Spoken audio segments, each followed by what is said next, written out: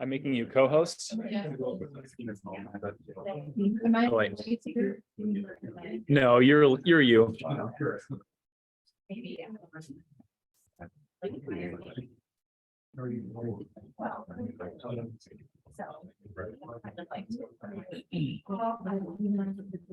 I think everything's. Oh, sorry, she takes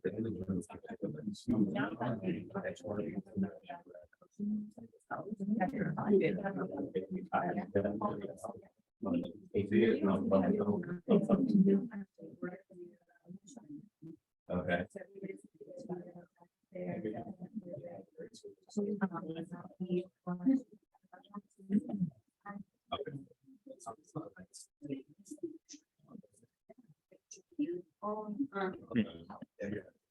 Right.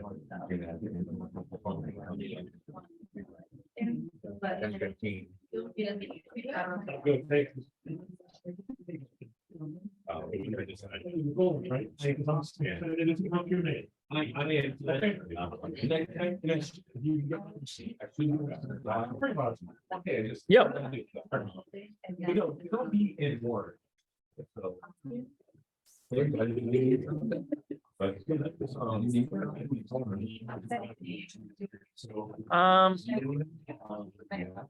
This is a different interface that I'm used to using. There we go. I was about to need something.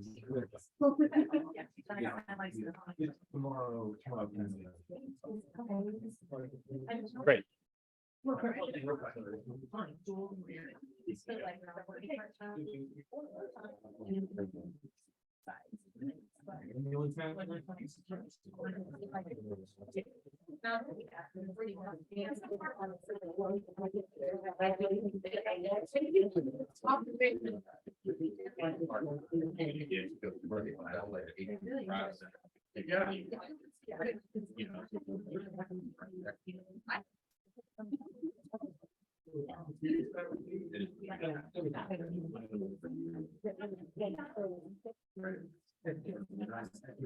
Even though I don't have.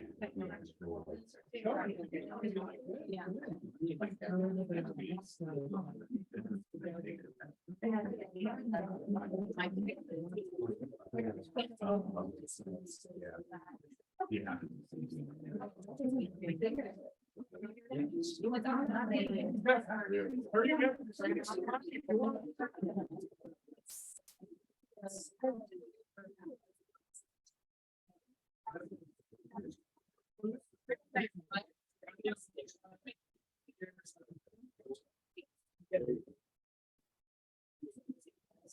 Yeah. We're all very.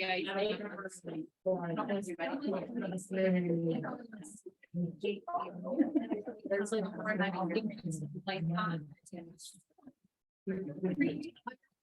Yeah. No, I think that means.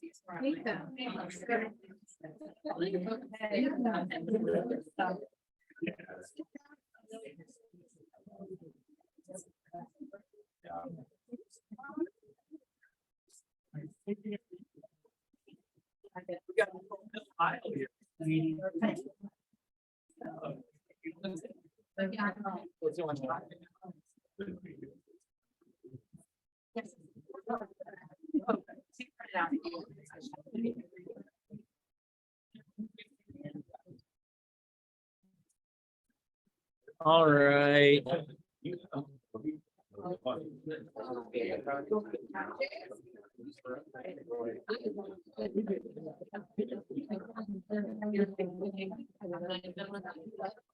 Yeah.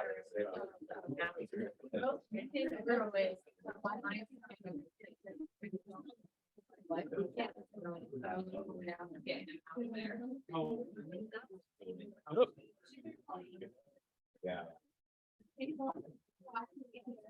All right, folks. Let's get it started.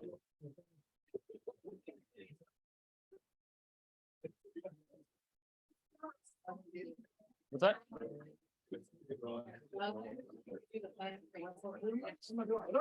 Oh, Tracy's got it. Okay. It's like genetic in Ashland County. Everyone can do it. Nice. All right. Well, happy May. Welcome back from fantastic red days all around. We were at 7 different places, which is incredible. Stark, Wayne, Ashland, Richland, multiple sites. So thank you all for your participation in that. We talked about culture being at the heart of what we do. And I think Red Day is no better instance to showcase that. Let's dive in. We got lots to cover today. So Amanda, who are we welcoming today? So in April, we welcomed 8 new agents. We've got Mary Hopey, who is teaming up with Lori Showstead out in our Mansfield area. Danielle Basham, who joined JMA, Savannah McElwain here in our Canton office, Michelle Newmeyer out in Mansfield as well. Holly Zahner, she joined the web team. She's Stephanie's sister. We've got Bridget Savron in the Canton office, Kaylee Cassidy in the Canton office, and Patty Cole. We tested your knowledge there with their. Well done, as always.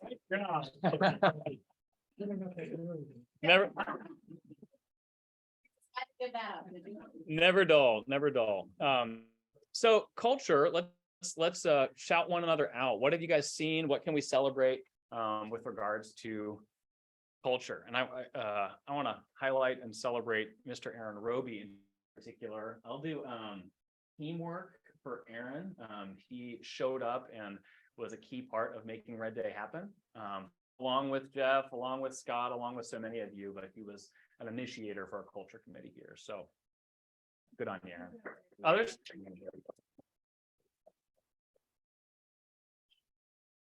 Any others? Come on. Yeah, Erica. I would like to do success results through people for our team. I know you and I and a few other of us were at Mega Leadership this past week, and it's just so nice to have a team that's here and capable and fantastic, and there's no problems. Yes. Here. Thank you too. Yes. Amanda, Cassandra, Lynn, Christy. Yes, thank you. 1 or 2 more? Yeah, Rich. I'll do integrity and trust as well as communication. So Tracy Jones had a unique situation, and I cannot tell you how amazing even our attorney thought that her records were and are. So I can just tell you that, keeping things for 3 years is super important, but the communication that Tracy has with her consumers, just the transparency and honest to goodness, the records that she has is amazing. Very, very good. Trust her in all things. Yeah, that's for being a high D to have C-level report card. That's awesome. 1 more. Those are all leadership. We need an agent to jump in with one. I'll wait. There we go, Eric. I want to shout out to Lynn. She's really the last 4 to 5 weeks. I've been able to spend some time with her on command and just getting some things that I needed to get better. And she's been just an amazing partner. Here. I think many of us could raise our hand to that. And as a transition, I want to highlight one of the Y4C2Ts there, equity opportunities for all. And one of the things that KW is passionate about is there's many that have a harder time thriving as it relates to real estate, whether it's because of skin color or background or orientation. And one of the things that we're seeking to grow in is how can we make sure that we're a welcoming place for all people and for people to thrive. And so with that in view, I want to invite Tracy up to talk about an exciting opportunity that she has, but is for all of us, for any of us. Tracy, who are you? Real quick before you dive in. So, who am I? Yeah. You said I only have 2 minutes. So, some of you know me, some of you are friends with me, those that aren't will be, I promise. Because I'm just that person. So, Tracy Jones team, we started 2019. I have 7 licensed agents this year. Last year we did 229 transactions. We are a family more so than a team, and I love my people. I love them hard. Probably too hard sometimes. Richland, Ashland, Wayne County is where we do most service. The Ashland area referral partners. Yes, yes, for sure. Yeah, we'll take very good care of them. Mhm. Last year, 18% of our business was agent referrals. Wow. So we try to, we do what we can. Our transaction coordinator will update our referral partners as they update the clients. So there's a little nugget for you guys. If you're getting referrals, make sure that that person that referred you the business is getting updated as much as your client. Mhm, That's, they return. mhm. They don't want to know 2 months later, oh, here's a check. That's not, building relationships. Right. Enough about that. So what's KW Clarity? Why does it matter to you and why should it matter to us? Oh, boy. Right? I am a person in long-term recovery, you guys, from substance abuse. Some of you know that, some of you don't. I have almost 17 years clean and sober.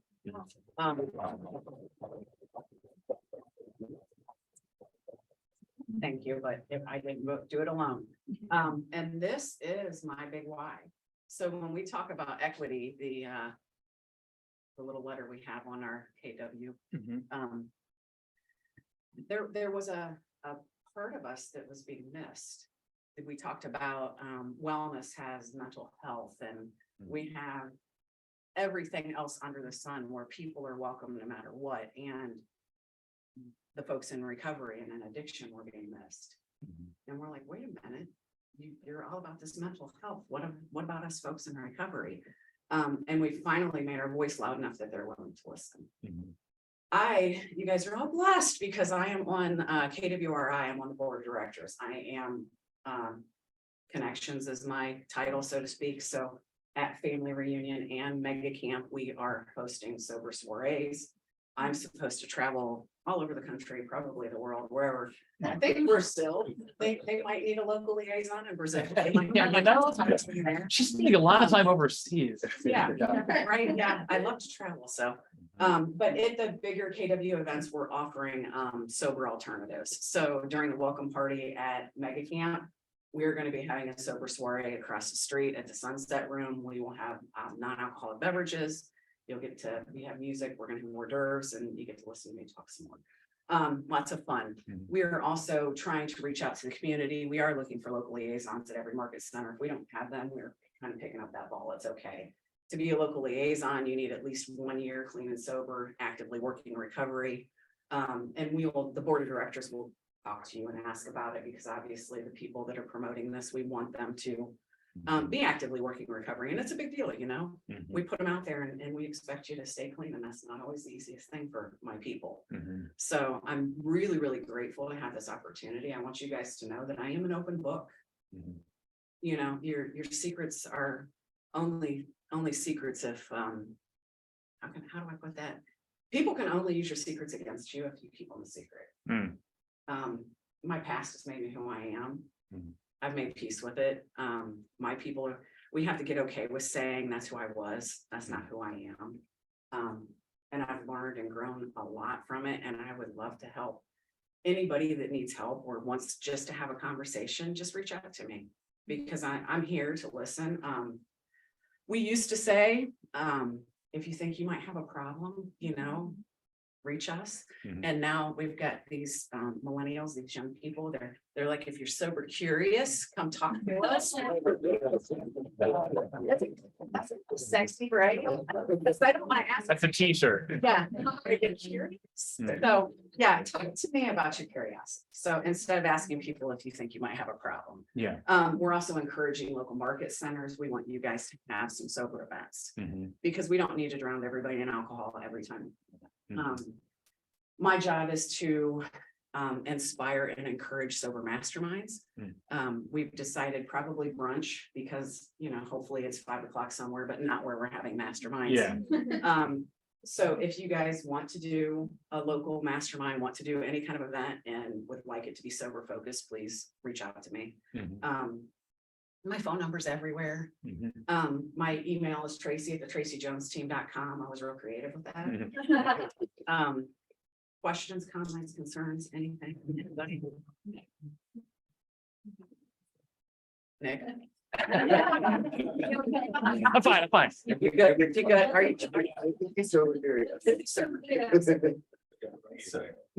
Awesome. Well, from a personal experience with you, Tracy, I remember when I was first stepping into this role and calling around and connecting with agents in different areas. And you said, hey, you're going to be in my circle and here's something that you need to know about me. And so I've always appreciated your courage and your openness in a way that I think invites others to share. So if this resonates with you in any way, or if you know someone with whom this might be a blessing, please connect them with Tracy. If you have any interest in being a local liaison and a local voice, Tracy is going to be concerned on the national scale, but we'd love for this to be a place for those in recovery to thrive. Yeah, absolutely. Or if you have friends and family in recovery and you just want to be around someone that understands, I'm your girl. Yeah. Awesome. Appreciate it. All right, Miss Cassandra, why don't you? I'm on up. All right, so April's profit share was $41,260.44, which puts us year to date at $91,295.73. And our April cappers are Andy Alamini, Jonathan Burris, Amy Guthrie, Eric Henry, and Talitha Mummer.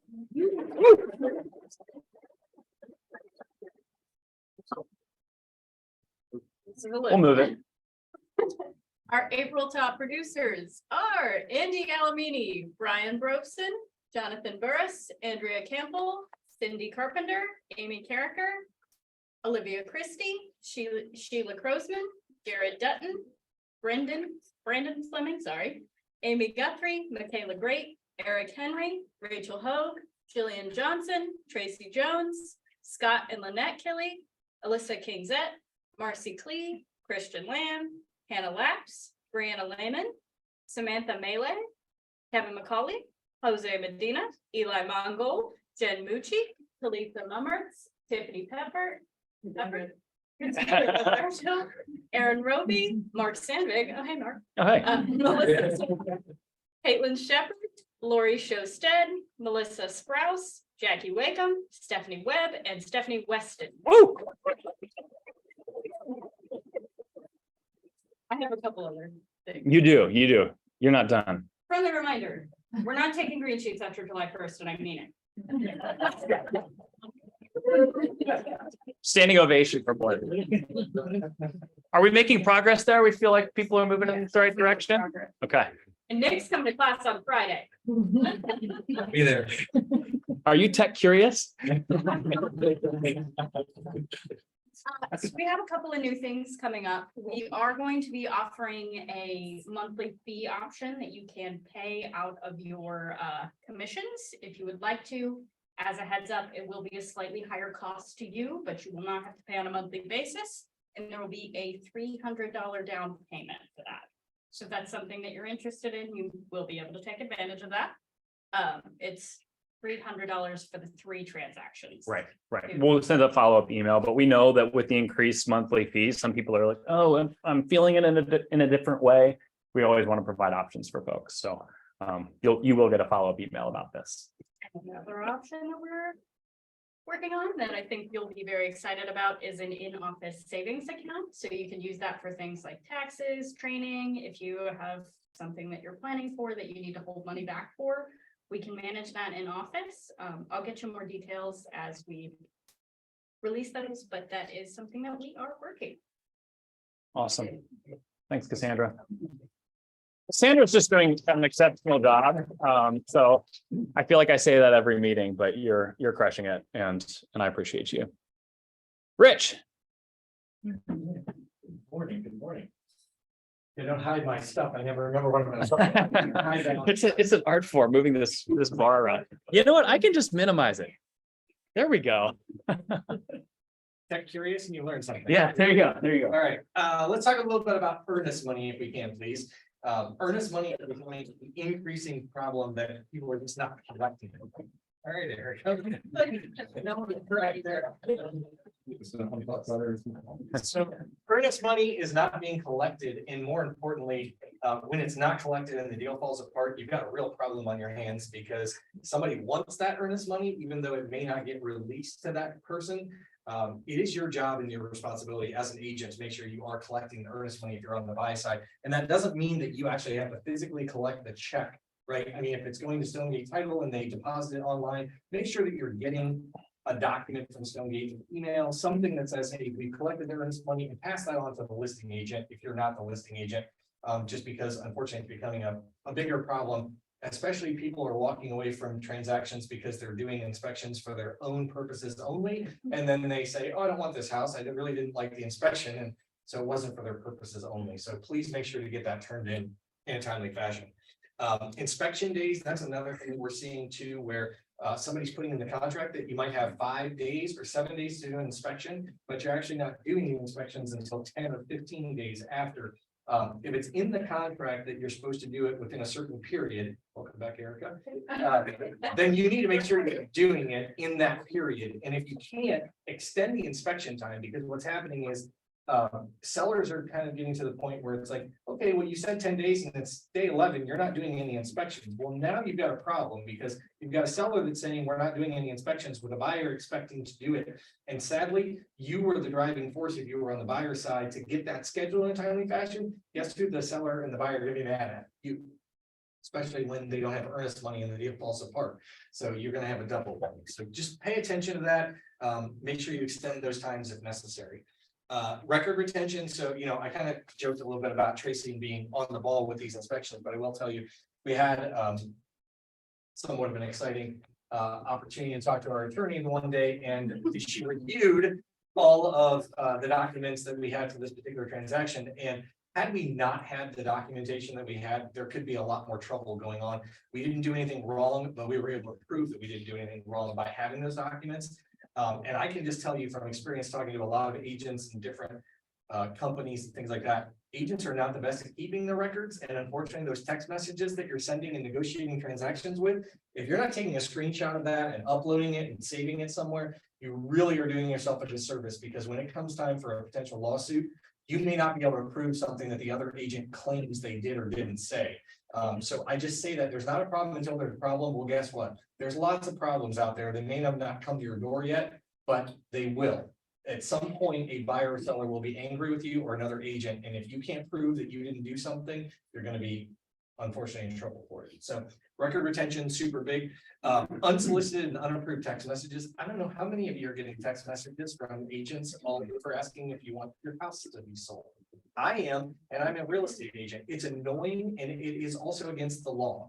You cannot send unsolicited text messages or call people that are on the do not call list. So I warn you, at some point, somebody is going to become an example. I mean, I know that Keller Williams was already sued. If you haven't seen those documents, we weren't the only company that was sued, but for agents that are doing unsolicited calls and unsolicited text messages, there is a class action lawsuit, and we were sued for it. Keller Williams had to pay. Just remember, they pay. I'm sure our dues at some point are going to go up with KW. And it's because agents are not following the rules. And unfortunately, if you're not following those rules, we're all going to be a target. Aaron, Did you have a question? Yeah, if you're shooting off text messages to people that you've held an open house for, where does that fall in line? You didn't get anything from them that says, I would say, if you have an open house sign-in sheet, it might be in tiny print, but you might want to put on Put a there. disclaimer. Put a disclaimer that you're going to be contacted, like you have permission to contact them via email, text, or phone. Because just because they sign in does not mean that they're automatically welcoming you to send them text messages. So I've been hitting the report and junk a lot for a lot of things. And I'm sure you're all getting those ones from NAR. They're not really from NAR business. I help NAR people get benefits. They're not from NAR. They have nothing to do with NAR. They're just calling to say or texting, trying to hope that you'll pay attention because it's NAR and it's not. So pay attention to those names and advertising. Quickly, just remember, if you're doing a team name that you have not had previous to 2021, July 21, you have to include the name or the word group or team in that name. There's no ifs, ands, buts about it. You can't use associates or company or any other thing. It must say team or group.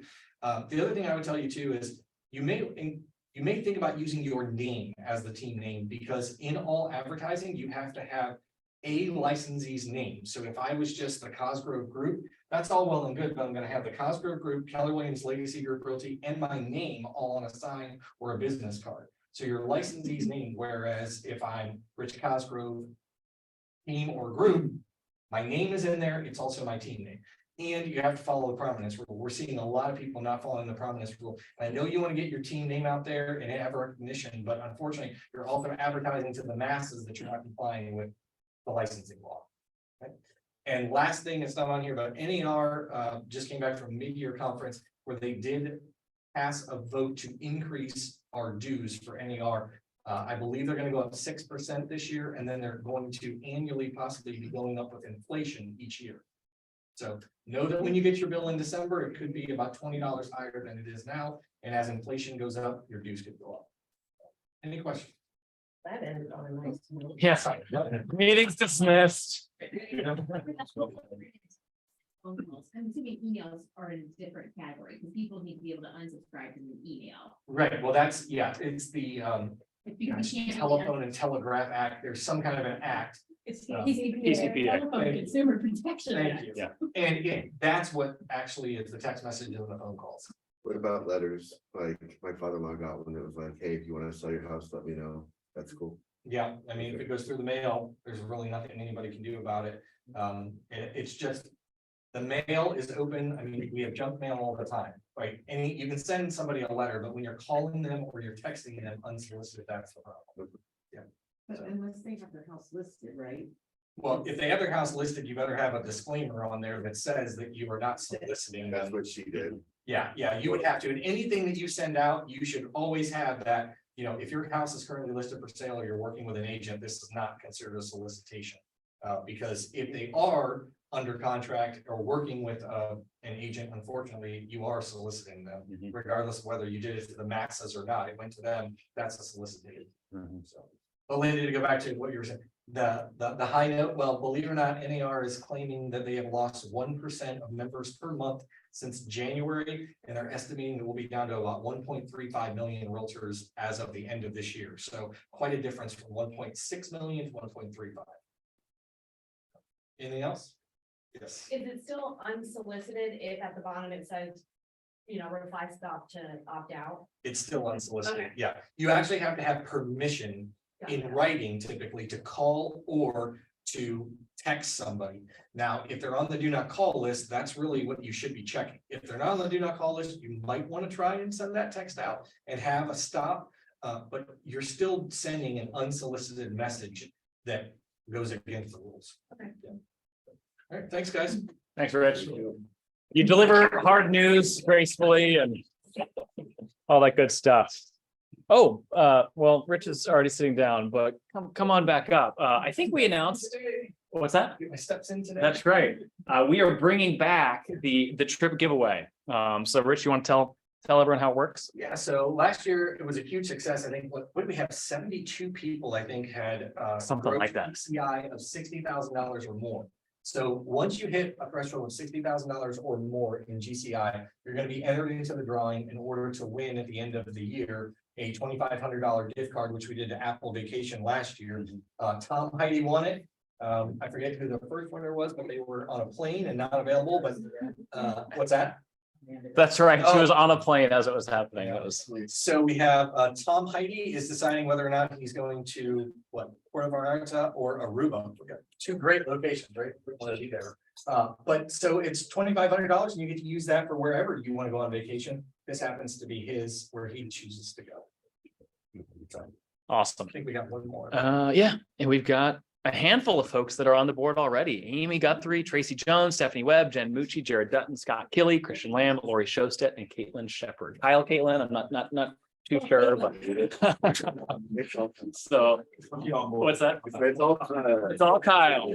He's just out there slaying it. Doesn't matter if you're on a team or not. Once you hit that 60,000 GCI, you're automatically entered. So. Yeah, go get it. We know that going and getting it is harder this year than it was last year, which was harder than the year before.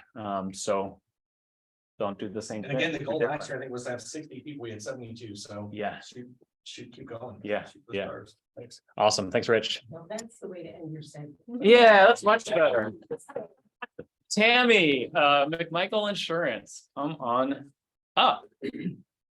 As she's coming up, I'll plug, she's been an invaluable resource to me as I'm trying to move some things around, and so I'm already grateful for the service you're providing. Yeah. Thank you. Good morning, everybody. And I'm trying not to look at Doug because Doug has sent me so many deals that I'm like. So I think I met all of you for the first time in January when we first became partners with you guys. So just want to say thank you right now for everything that you guys have referred to us. I want to explain a little bit about what we do in case I haven't met all of you. We are an independent insurance agent and we would love to help your clients with home insurance. I know you guys are out there, making all these deals and such. It's a great time for them to look for home insurance at the same time. Insurance rates have gone up a lot. I'm not gonna lie, it's a hard business right now. But if they've got great insurance rates, it's gonna keep their escrow down. So it's just gonna make you guys look good. If you're like, hey, I've got this person, Tammy at McMichael Insurance might be able to help you, give her a call. No obligation, it's not gonna cost them anything. I'll just spend 20 minutes or so with them asking them some questions and then we'll get an insurance quote out for them. So that's one thing we can do. Amanda's not here, so I called her yesterday because I'm not sure exactly, Mark, where that information is in you guys' dot loop. I think she said it's under miscellaneous. Rich, does that? Do you know? Miscellaneous, and it's under the sale as well. Okay, The so sale document. if Yeah. that means everything to you guys, I don't know what that means, Yes. but there is a form in there that you guys can fill out. If you simply want to fill it out and email it over to me at quote@mcmichaelinsurance.com, or Tammy, whichever one works. I do both. Then I can reach out to your client. Or Doug and Scott have actually just called me or emailed me and said, hey, Tam, can you call someone? What's in it for you guys? If I close a deal for you, I'm just gonna ask you to send me 2 photos, a front and back photo of the house, and then I'll get you guys $25 for just referring us. That's keep you legal with RESPA is what that's all about. Mhm. So, That's awesome. and, yeah, yes, sir. Yeah, whatever you want to do. Yeah, come on up. Steal your time. I love it. Share some time with me. So my policy came due and I thought, I'm just gonna give them a call because for about 2 years, I've been working with Dennis, trying to get him to be part of this organization, or at least come in and talk. And so they finally came in and I thought, well, now my policy is, ready to renew. I called and initially, so the way our house is set up, it's like I have a certain part of my house where I have my mom in there as well. So she had her car insurance. We were at 100,000, 300,000 our car. And we had our home covered. And I called Tammy and she got us 250, 500 on both the cars, gave us more coverage on the home, and we put $1 million umbrella policy, and it's the same or a little less than what we were paying before. So I mean, it's so worth it. Just give her a call. She doesn't bite, I don't think. But yeah, give her a call if you need insurance, and if you have anyone who wants to buy or sell a house, call me. A little tone deaf. He's a great musician, but a little tone deaf. So, thank you guys. Thank you very much. And thank you for inviting me to join course. you all on Red Day. That was a pleasure. Oh, yeah. Thank you for joining us as well. We appreciate it. Thanks, Tammy. All right. I'm gonna ask Caitlin. Yes, Caitlin to come up first. Raise your hand if you have been in multiples on either side of the transaction in the last couple of months. I'm assuming if your hand's not up, you're just not listening. That's okay. We're in, and I've been saying this for a while, a tricky market because how many of you have had homes sit on the market and not get multiples and you have to work to sell it? I'm assuming a similar number of homes as well. It's a unique market, but as we round into the warmer months, as buyers are settling in and saying, okay, this is what money costs right now. I'm just going to need to go and bite the bullet. Where 6 or 12 months ago, they were a little bit more reticent. We're seeing people come out of the woodwork more. So we want to have a conversation kind of on both sides of it. We're going to talk with Caitlin about what can you do from the listing side to do everything in your power to ensure multiple offers? Because why do we want multiple offers? Not a rhetorical question. Competition, backup offers. Talk about competition. Why does competition matter? No, once a buyer gets in and they see, hey, yep, we're gonna be in for competition, and then you really gotta get your buyer's mindset right. They see what the competition is, so it kind of puts more pressure on them to put together a better and more competitive offer. I would say in a listing appointment, I'm saying my job, Mr. and Mrs. Seller, is to help create the most competitive environment possible. Because in that environment, we're more likely to get the things that we want. Not a guarantee, you can still get great offers when it's just one.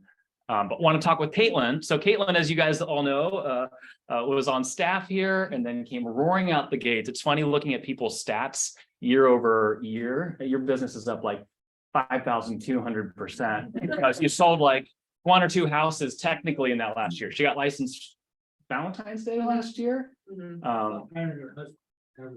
That's right. The best move was bringing Kyle on board.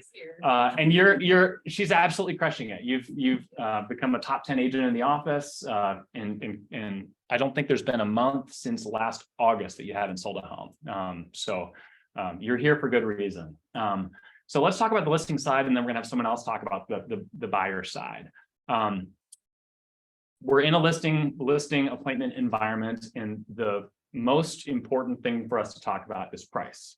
Talk with me about how you're having that conversation. How are you framing the conversation to help the seller price it as compellingly as possible? Sure.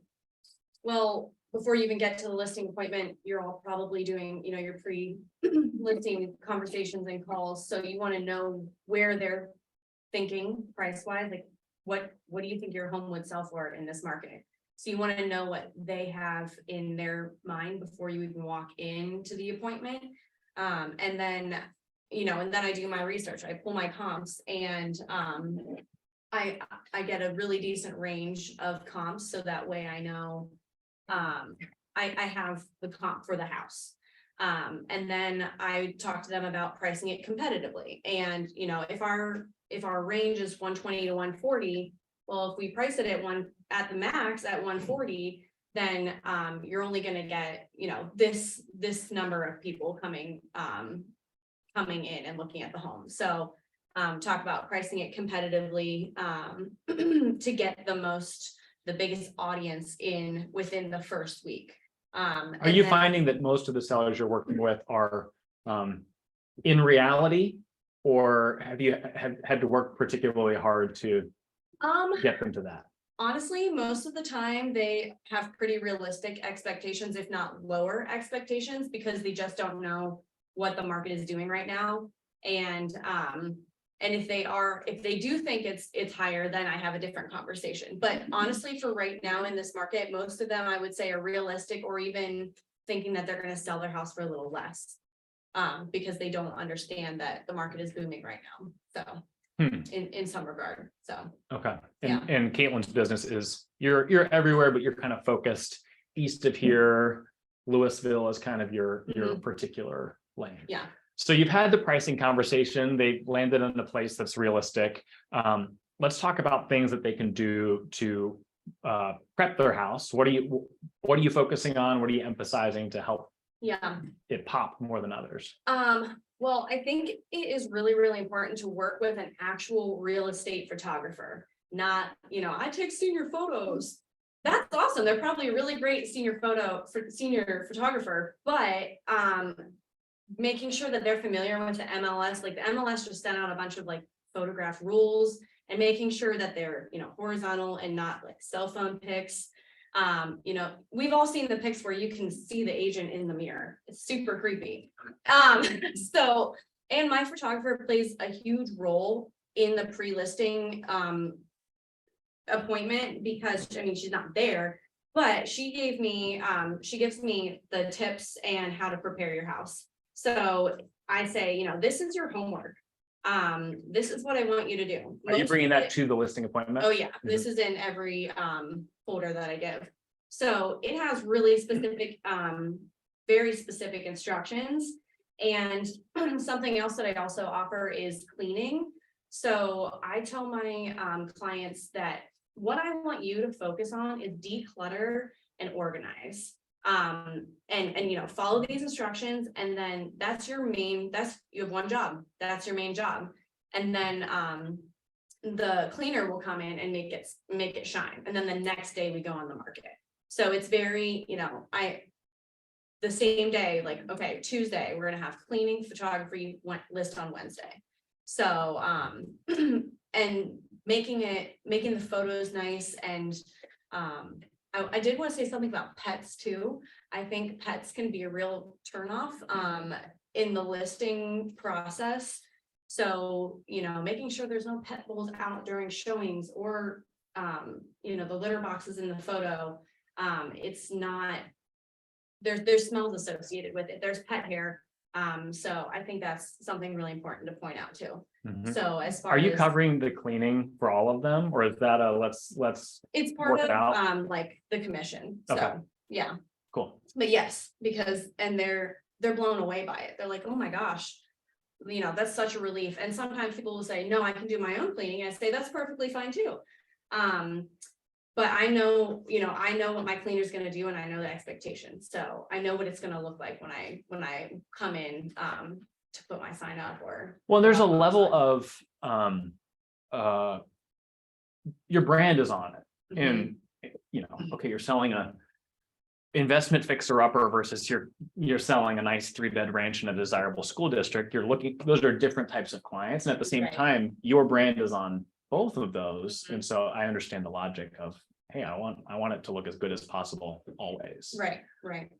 So you've had that conversation. Now we're getting ready to go live. Talk with me about some of the decisions we can make as it relates to, do I allow overlapping showings? What am I doing beyond simply posting it on the MLS to get the word out there? Plenty of people just post and, let it Sure. go. What are you doing to drum up as much exposure as possible?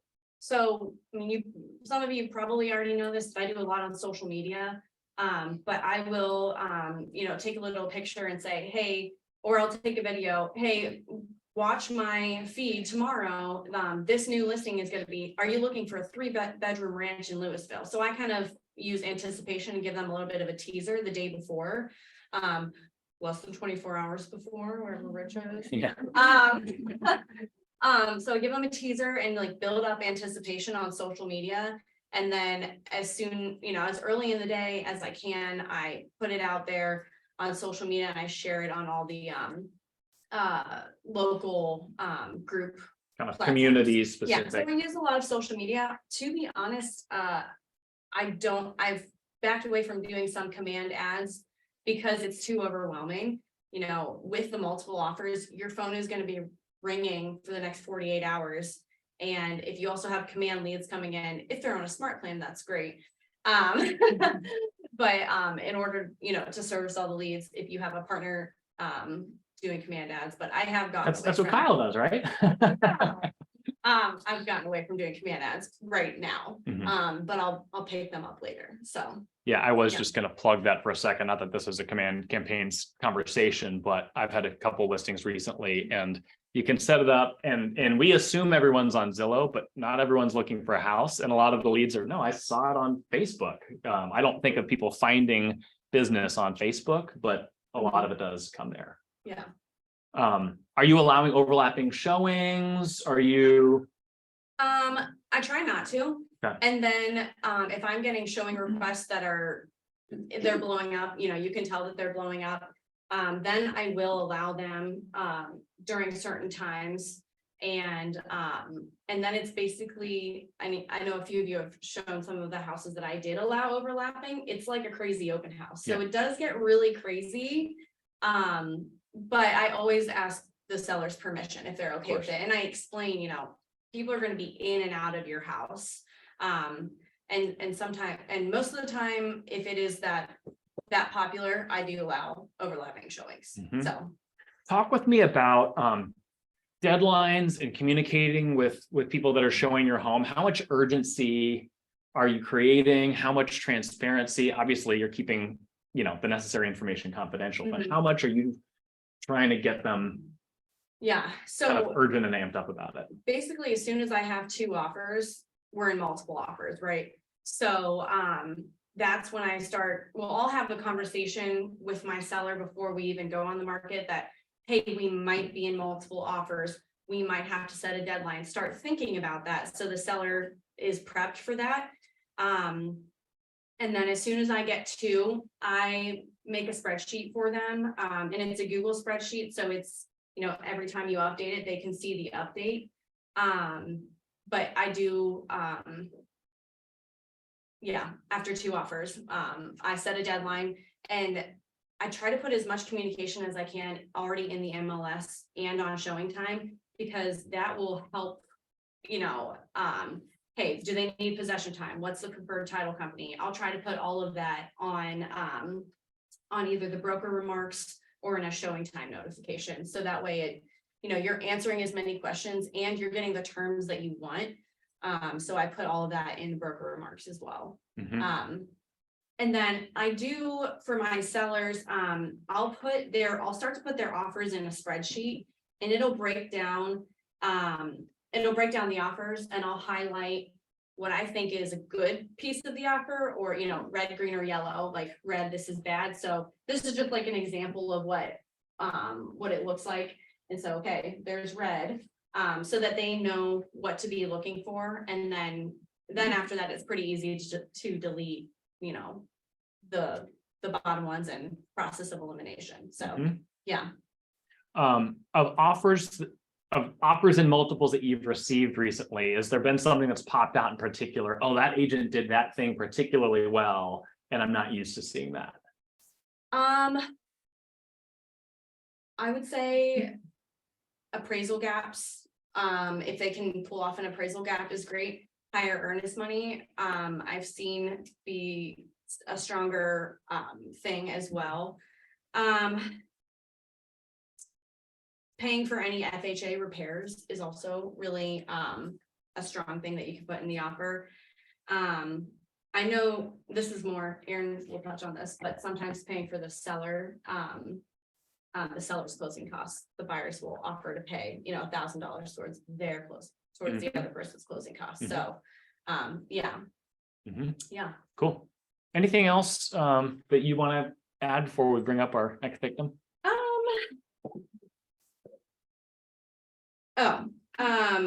You had one objection in there, like, well, this is seller's market. Can I just, you know, list it on the MLS tomorrow without doing any of the prep work? Like, I really emphasize the photos and the cleaning. Well, why can't I just throw it on the market? I had a listing, I mean, it was my sister's house, so I can talk bad about it as much as I want. But Pull up some it was- pictures. Let's do this. Yeah.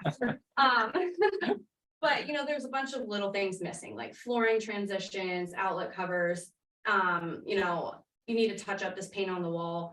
And what I told him is I would rather wait a week to put your home on the market to get those little things fixed up, because the perception of the buyer is when they walk in and see that stuff, they're like, I have to do work. This house needs work and I'm gonna offer less. So it's worth it. And those are all, you know, $5-10 fixes from Lowe's, but it's just the perception of the buyer. If it's gonna show messy or a little sloppy, I would rather wait to get those things in order Mhm. before we list, because you only have one shot on the market for that first week. And I've also seen listings where they say this project will be finished by closing. We'll finish the project first, because they can't, yeah. some buyers cannot see past it. Like I was showing a home the other day that they were gonna replace the upstairs flooring, but it wasn't replaced, so they only saw the stained carpeting, and some buyers just can't see past that. They can only see, you know, and what if they seen 3-4 houses that day? They really can't see past it. So that's I think that's something that I really stress, is those little Yeah. details really matter. Take the extra time. Yeah, Yeah, that's a really good word. So. It's easy. Oh, the market's good. I know that that's only a plate cover, and they know that too, but it's the feeling that you get when it's you the enter. perception of Yeah. this house feels like home. It doesn't feel like a project already. Yeah. So, yeah. Aaron, come on up. Caitlin, you can stay, because who knows, you know, what we'll get into. Might have to argue or something. That's right, that's right. Aaron Roby, last year's defending rookie of the year. Caitlin's roommate. Any other claims to fame? None. On the spot, no. No, since Aaron came in, he's put his best foot forward since the get-go and runs a very intentional and an organically intentional business, I would say. There's plenty of people whose business is organic and it lacks intentionality, and congrats. But you're highly intentional about it. You have won in multiples a lot recently, a few times a couple weeks ago.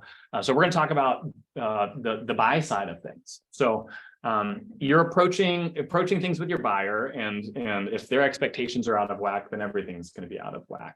How are you approaching that initial conversation to bring your buyers into alignment with the current market?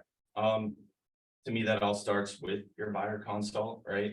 That's setting the expectations of the current market that we're in right now.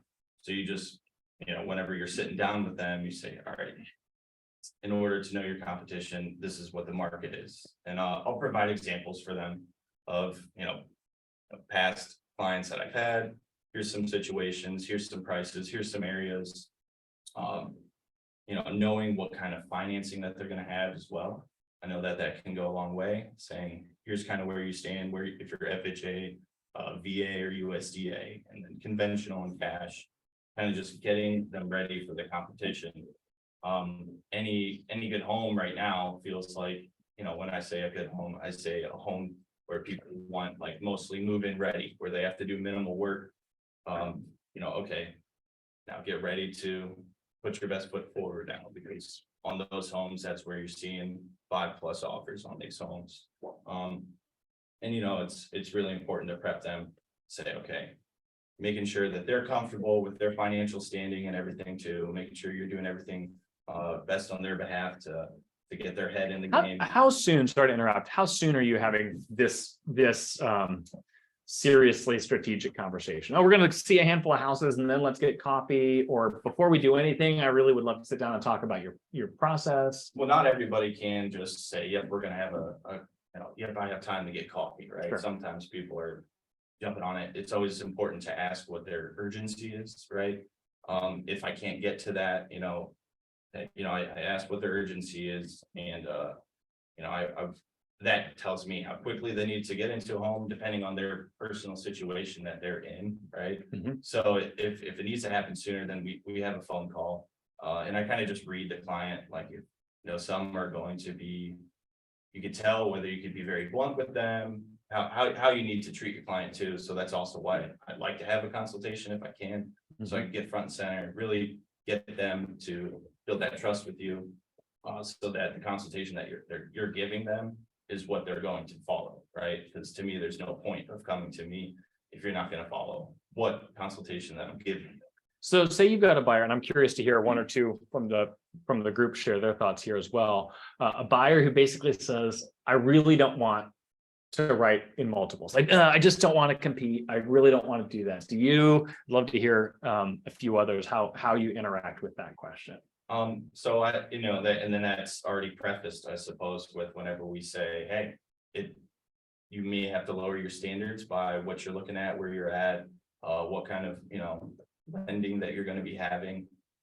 So letting them know what the current market is and what kind of home that they're looking for, that you're going to have competition. It's going to be in multiples, unless you do decide to lower your standards, maybe watch a couple homes that I'm sending you. Hey, maybe if this is on the market for more than a week, we could come in on a different kind of offer here, and then you would have, obviously, if it's on the week, up for a week or longer, right? They probably don't have multiple offers, right? Does anyone else have here's a quick way that I respond when someone acts like they don't have the stomach for it? Yeah, Katie. I just want to tell people, you never know what the other people are offering. Yeah. So, yeah, just because there might be multiples on the table, like those people might be asking for things from the seller that we might not be asking for. So I always tell people that you don't know what the other people are offering. So, if you like this house, let's go ahead and give it a shot. Yeah. Multiple offers doesn't mean multiple good offers. Yeah. Well, case in point, I just had a listing, 3 offers, all 3 were below asking. It's like, well, we were off on price and we got multiple offers. So this is good news, but we're not getting that. And that's, the market told us that. And that's great. That's a really good point. Anyone else want to chime in on that? Yeah, Doug? To your point, I think that sometimes you run into a situation where people will see a house on market 149.9, they think that's the market price and I'm not going over that. The asking price doesn't always equate to Mhm. you know, the market price. Right. To your, Mhm. people coming in lower. Yep. Okay, well, that's saying that the market price isn't what the asking price was, and then sometimes it's the other way. Right. So it's like, man, getting past that. Yeah. mental facade. We're used to I hop on Amazon and this is what the Yeah. price tag is and this is what I'm paying for it. And some people call it, this is the marketing price. This is the price that we're putting out to get eyes on it. And we'll see what the market's willing to pay for it. And sometimes it's beneath that number, to your point. Yep. Okay, so Aaron, you've had that conversation. They're in the mentality where I think they're ready to play ball. We found the one that we like. Talk with me about your communication with the listing agent. What are you talking with them? Are you, how are you building Yeah. rapport or Yeah, not? Yeah, like you said, I get on the, I talk, we put together a game plan, kind of a movable game plan, I suppose. With the buyer right before I said, all right, let me get on the phone with the agent, see what the urgency is on this. And kind of just go from there. Is there a question that you ask? So we're getting ready to write the offer. Is there a question that you're asking or? The listing agent. Yeah. So yeah, I want to get on the phone. I want to build a rapport, introduce myself and kind of let them know, hey, almost give out, say, hey, and just, I had a few questions for you. I have a client that's very interested in your home, and I just wanted to check on a few things before I submit this offer. I want to know, hey, what does your seller want most out of this? How long is possession going to be? We're asking a whole bunch of questions out there. Do we have multiple offers? And then that's kind of where I can figure out where we're coming in. Mhm. And maybe we throw in an escalation clause or something like that too, if we know we're gonna be competing. Obviously, if, netting to me is always gonna be what my seller wants the most, right? How can I net the most? It's not always the case though. It Mhm. could just, hey, we need to get this thing sold and I need to get out of here. Mhm. So, maybe if it's netting things, coming in towards saying, hey, you know what, I want to offer maybe some closing costs. And it depends on, I run the comps too, even on, if it's not my listing, so I know, hey, if my buyer has the funds, they really, really want this, depending on my buyer's urgency, can we throw in an appraisal gap here? Letting that listing agent know how strong of a buyer that I have. And what we're willing to do to make it happen, whether it's FHA repairs, I say, hey, I'll get in there. I've built railings and banisters and chipped paint off of roofs and in the middle of the winter to get it done, like letting them know, hey, and communicating with that, because once you're communicating that to the selling agent, they know that you're gonna help them see this deal through as well. Mhm. So to me, that provides a little bit more reassurance. Mhm. So just letting and communicating that to them shows that how well you could communicate to them throughout the transaction. I'm curious, I'm gonna put Jose or Tracy on the spot as the ones who take more listings than anyone else in the room right now. When you're as busy and you've got as many going as you do you want the agent to call and build rapport, or do you just want a good, clear text? Like what, and you guys are both off the charts Ds, so talk with us about what you hope for. Jose first. I'd say the Latin rule applies, like they want to be treated a certain way, so that's the way you want to treat them. Sure. And so my preference is text. Mhm. Which I texted you by the last time. Still waiting for a response. I think you have to know the agent. Yeah. And so my thought would be, and we just went over this, but like call them, and if they don't reply with a call back, then text them. Yeah. Right. And Feel it out. You fill it out which way, and whatever way they respond back, that's the way that they want to be communicated with. Mhm. Yeah.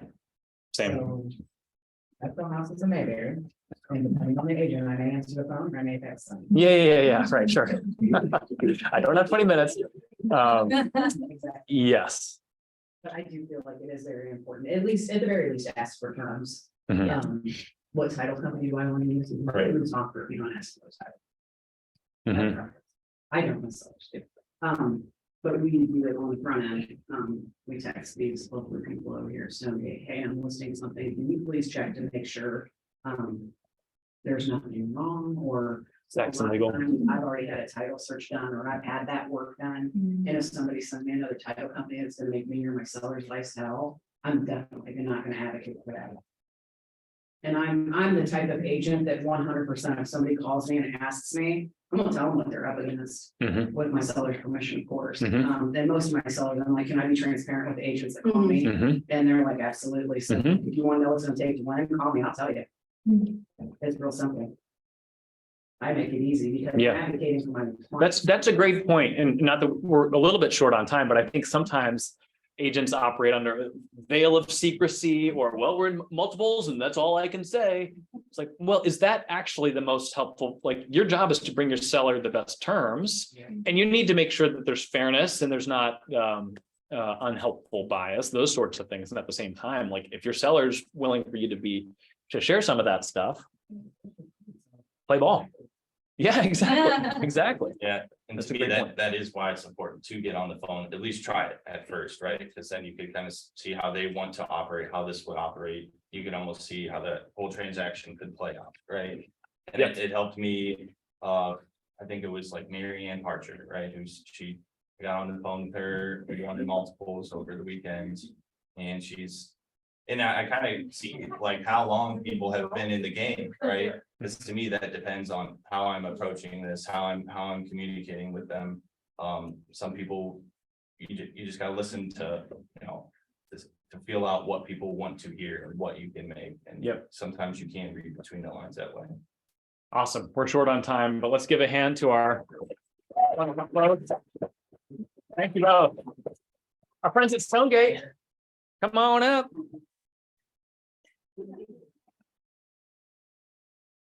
What's up? Maybe remember that. What's I don't know why, sorry, the need to do that. I'm not You're dating yourself. famous. I totally am. My first slide. Which brings me to my next point. Okay, so a couple of things we have coming up. Tomorrow, we have a class right here. Breakfast is at 9:30, class is at 10. Exacta is coming. They are flying someone in for this class. people. What? I just said it. Flying someone in. Who are they flying? Someone from Exacta. The guy who was out of town, he's coming back. We have 13 people signed up. You get to like 25, they're flying something, like someone is taking an airplane, risking their lives. I see that hand. Can I get another hand? He's coming. Okay, well, right there, I don't know if your phones will work, I'll but, pull it back up at the end. You can. okay. So that is tomorrow, they're flying someone in, okay. 4 classes are coming here with Alec. So we have law on June 22nd, civil rights on July 20th, and ethics on August 24th. All are at 9:30. It will go to 12:45 with lunch afterwards. Awesome. And this is all new material from him, he said, so we're excited about that. Fresh content. Because we get bored too, listening to the same things over and over again. I believe it. That's such value that you guys do that for us. So Yeah. appreciate it. Oh, is this the link I'm clicking? All right. Okay. Those are all the people that have closed with us since January 1st to April 30th. I'll click this link. Spin for a $25 gift card, and Zuri's, if you get it, I'll get you something else, because I know you don't like Chipotle. All right, I'm clicking. We're spinning. Chipotle, It's so- happening, I think. This one, so he'll get something different. I'm just trusting that this is working. Melissa Sanford. She's probably online. Must be present to win. She's not present. Do I modify the wheel? Yeah. I just texted him. You did.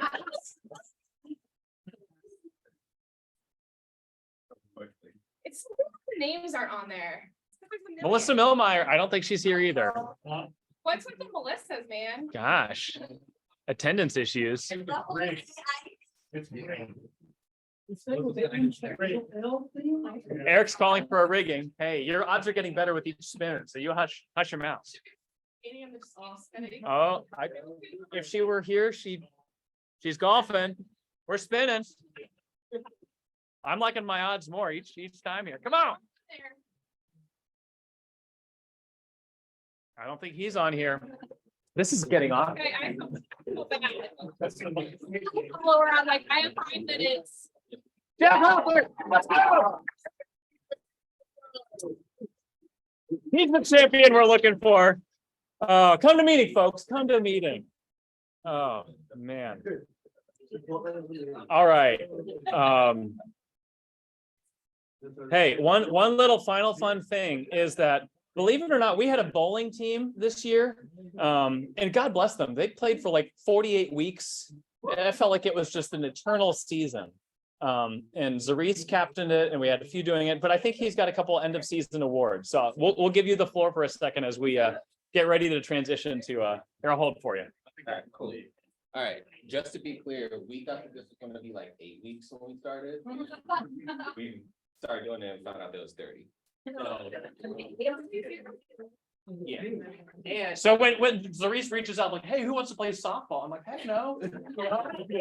I know what your commitments are like. and out of 30 teams, our first year, we placed 8th. And it started because Charlie Ford originally direct messaged me, it was like, you trying to start a bowling team? I'm like, I guess I'll bowl like 100, but. And so we did have high standards, and we put a team together, and he couldn't do it, but we kept it going, and so we have awards for people. There we go. So. She's For not here, but most of them aren't here. For this, the stuff of the year, this is the person who came in clutch for us whenever we'd only have like 3 people playing or whatever. She just lived right up the streets. Oh, okay, I'll come play. So the Bat Signal Award. the Bat Signal Award. So some of the year goes to Melissa Steiner. Melissa, okay. She's not in here, but she is on Zoom, so this is He's here in spirit. yeah. This bowler started with, I want to say there was like a 46 or something like that on the board. And ended up rolling maybe like a 130. Okay. So the most improved bowler goes to Carlann. All right, Carlann, she's on Zoom. We see you. We love you. There she is. All right, there you go. This member, whenever we were a little down from getting our butts kicked, she kept the team spirits high. Various ways, but one of the most effective is, you guys want a shot? At 7 o'clock on a Monday. Team spirit goes to. Mercedes, all right, Mercedes, okay. A couple of these people actually are here. Yeah. Not that one though. This bowler, no matter what, I can't remember if there's been a game that she's bowled under this. Not many that she's bowled over it, a couple of 120s, maybe 130s, whatnot. But the most consistent bowler, every single time you understand this woman's gonna bowl a 100. This goes to Samantha Wood. All right, Samantha, all right. Let's go. Yes, Sam. This person, we had some interesting moves in bowling, a couple of trick shots, if you would. This person, he had the best one. It was a between the legs thing. It was like one of Okay. this goes to Preston. Yeah, best signature move. Best signature move. Oh, Preston's here. Yeah, Preston. This person wasn't an original team member. And I stopped him after a team meeting 1 month and I said, hey, you ever thought about career in bowling? He said, yeah, sure, why not? So, okay, so cool. Like, what do you bowl? He said, like a 180, average of 180. Okay, you're on the team. So he's bowled, I've seen as high as 230s, 260. I think there was a 260.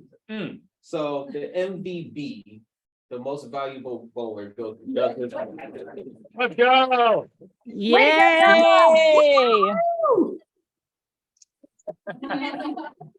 Awesome. Zarice, leader of the year. There we go. Go have some lunch. Talk with someone you might not know. Thank you all for your attention. Have a great Tuesday.